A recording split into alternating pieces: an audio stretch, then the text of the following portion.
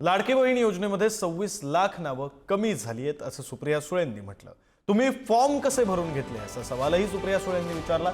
लाडकी बहीण प्रकरणी मुख्यमंत्र्यांना रिपोर्ट करायला सांगणार असंही सुळेंनी म्हटलेलं आहे। तर नीलम गोरेंनी यावर सुप्रिया सुळेंना प्रत्युत्तर दिले। महाविकास आघाडीचे बोल म्हणजे लबाडाच्या घरचं जेवण आहे असं गोरेंनी म्हटलं। लाडक्या बहिणींना सक्षम कसं करता येईल यावर सरकार विचार करतंय। विरोधक मात्र लाडक्या बहिणींचं मनोबल खचेल अशी वक्तव्य करतायत असंही नीलम गोरेंनी म्हटलं। भरूनच कसा घेतला आणि म्हणजे काय निकष लावून भरून घेतला आणि काय निकष लावून तुम्ही कॅन्सल करताय। मेल आणि फिमेल मधलं कळलं नाही या सरकारला। कुठलं हे सॉफ्टवेअर काढलंय, कोणी यंत्रणा लावली याची इन्क्वायरी झाली पाहिजे।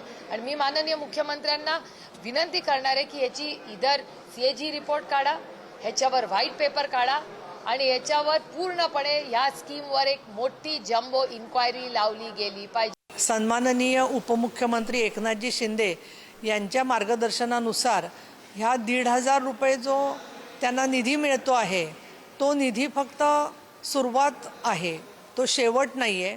ज्यांना काही कारणामुळे नियमात नसताना मिळालं असेल त्यांच्यावरती फक्त कार्यवाही चाललेली आहे।